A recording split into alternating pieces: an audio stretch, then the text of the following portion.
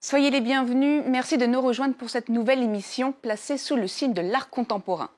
À l'occasion de la FIAC qui se tient à Paris, j'ai le plaisir de recevoir l'une des galeristes françaises les plus réputées sur la scène européenne.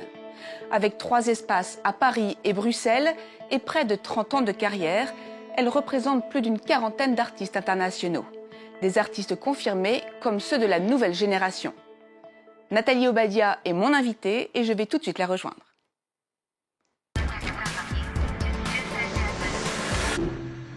Bonjour Nathalie Obadia. Bonjour. Ravie de vous accueillir sur le plateau de France 24. De m'avoir invitée. Alors votre galerie fait partie des 190 galeries qui exposent en ce moment à la FIAC au Grand Palais. C'est votre 20e participation, vous. La FIAC, c'est un rendez-vous important. Est-ce que ça l'est aussi pour vos artistes ? C'est devenu un rendez-vous absolument incontournable pour la galerie et donc aussi pour les artistes qui sont montrés, non pas simplement pour des raisons commerciales, mais aussi pour être vus et remarqués par un autre public qui est celui des critiques, des directeurs de musées. Et donc aujourd'hui, les foires et évidemment donc la FIAC est devenue un rendez-vous absolument indispensable. Et dans l'agenda artistique, il y a beaucoup de foires qui sont prestigieuses aussi, Bâle, Frieze.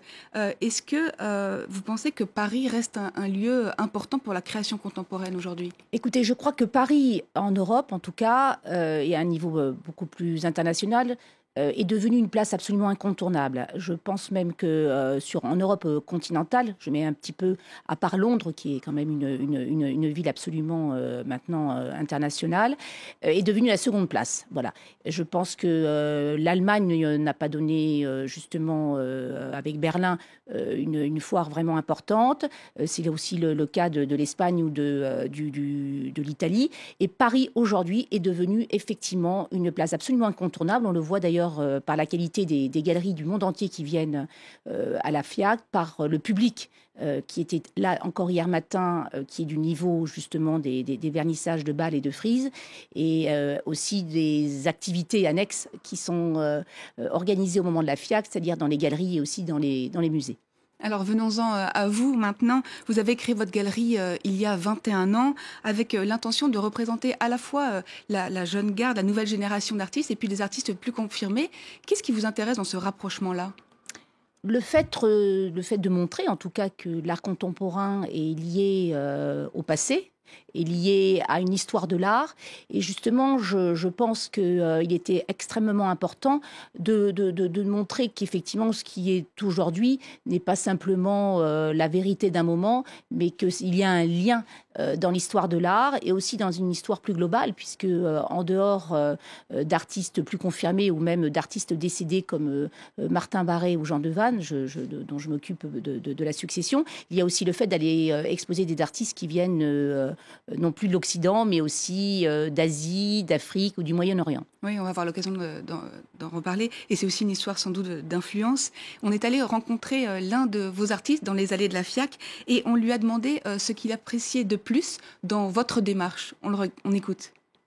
Ce que j'aime bien dans la démarche de Nathalie, c'est qu'elle est fidèle, c'est qu'elle suit les artistes. Même si la galerie a grandi, je pense qu'elle est de plus en plus prise par des foires et ainsi de suite. Mais elle a un amour, un vrai amour en tout cas pour la peinture. Alors c'est l'un de vos tout premiers artistes. Oui, Pascal Pinault qui a exposé, c'était la 2e exposition de la galerie en 1993. Je l'ai connue en 1990. J'avais déjà donc de toute façon la volonté d'ouvrir une galerie depuis très longtemps. Donc voilà, ça fait maintenant 25 ans qu'on se connaît. Et effectivement, je reste fidèle. Il faut quand même que Il l'a dit. Oui, mais bon, c'est aussi parce que les artistes doivent être aussi fidèles à eux-mêmes et savoir aussi se renouveler, un petit peu nous, comme on le fait dans les galeries. Donc, effectivement, aujourd'hui, c'est très important de garder le regard qu'on a pu avoir dès le début et que tout cela soit nourri par nos expériences, nos voyages, les rencontres qu'on peut avoir. Donc, on ne peut pas non plus rester figé simplement sur les premières rencontres. montre. Voilà. Et je crois que ça nourrit la vie de la galerie. Oui, et vous représentez aussi le travail de jeunes artistes iraniens, chinois, indiens.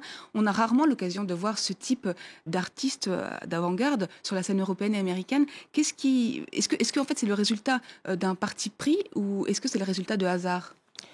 Alors, c'est le résultat surtout d'une curiosité, je dirais personnelle, qui m'a toujours poussée à lire, à voyager, à rencontrer les autres cultures, d'une certaine façon, même si aujourd'hui, les choses sont peut-être plus globales et moins figées. Mais il est vrai que lorsque j'ai rencontré le Zhu Zhen, l'artiste chinois, je me suis rendu compte qu'à un moment donné, il y avait effectivement tout un continent, toute une culture qu'il fallait nous, galerie, on a ce rôle de montrer, et même parfois bien avant les institutions, puisqu'on, je dirais, on est plus souple dans nos programmations, dans nos budgets d'une certaine façon, et quelque part c'est assez gratifiant pour la galerie et pour les artistes évidemment de se retrouver dans des musées alors même que nous avons fait les premières expositions souvent.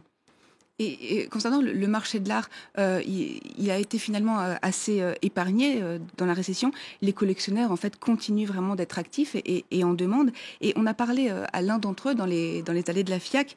Et il nous a confié comment lui, il l'achetait. Et lui, il fonctionne par coup de cœur. On va tout de suite l'écouter. La particularité avec l'art contemporain, c'est que c'est un art vivant, c'est l'art du moment, c'est l'art de son temps.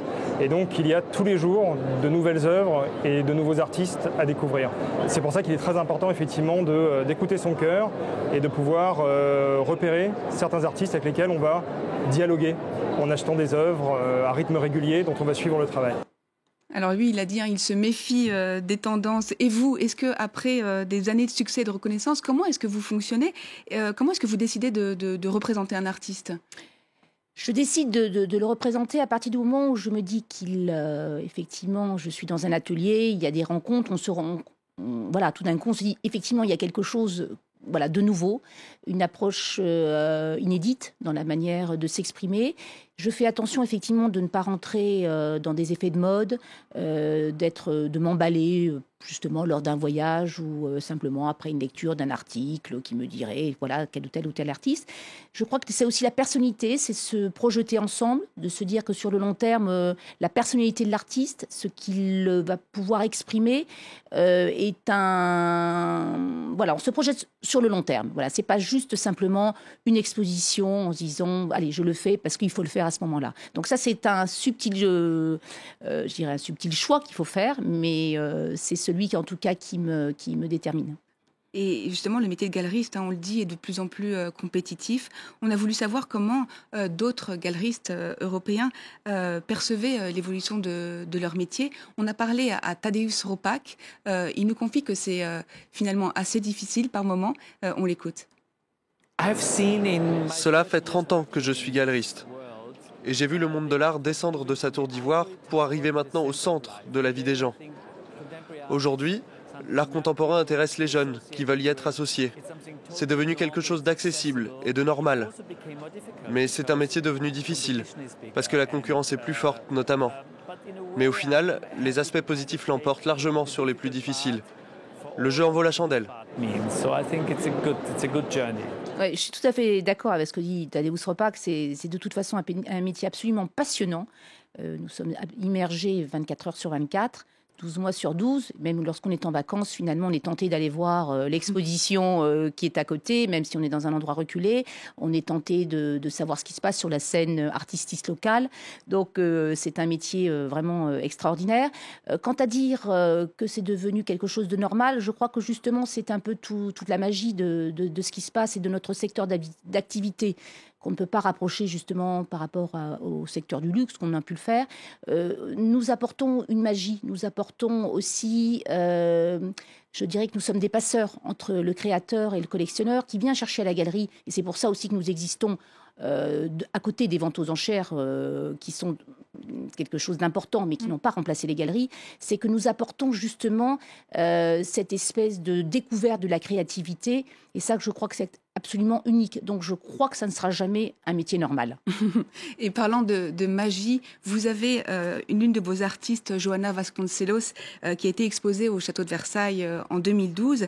Est-ce que cela participe d'une volonté d'accessibilité de l'art contemporain ?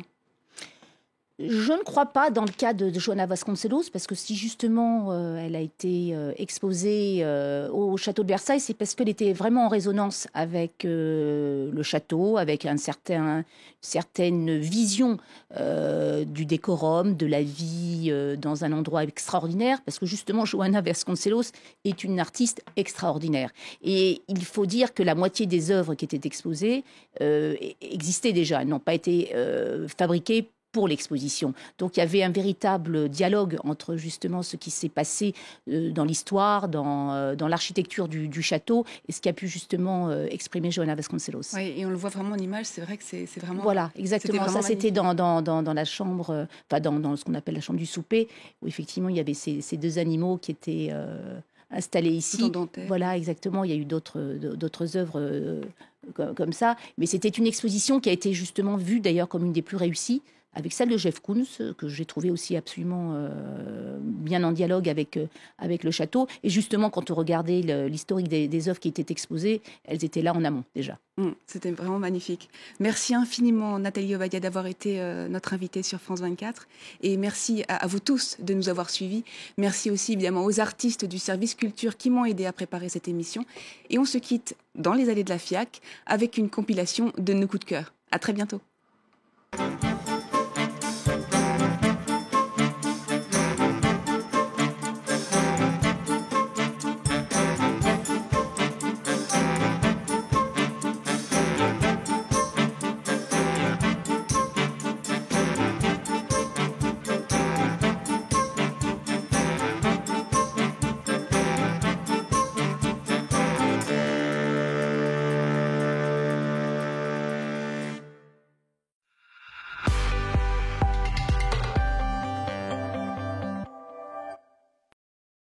Ça, c'est moi.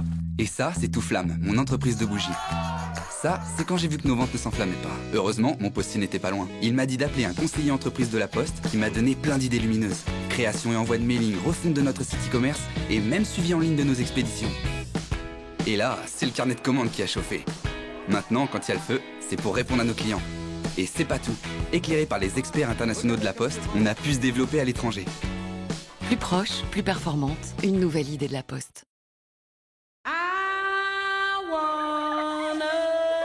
Sunday kind of love, a love to last past Saturday night. I want a Sunday kind of love. Retrouvez toutes les raisons de choisir le gaz naturel sur grdf.fr. GRDF, raccordez le gaz naturel et vos envies.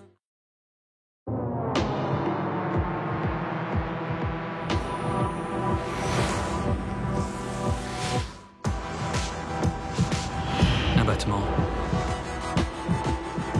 une pulsation, une connexion. Vivez une nouvelle expérience. Nouvelle Nissan Pulsar, votre sixième sens. À partir de 249 € par mois, sans apport, sans condition. Suivez votre sixième sens.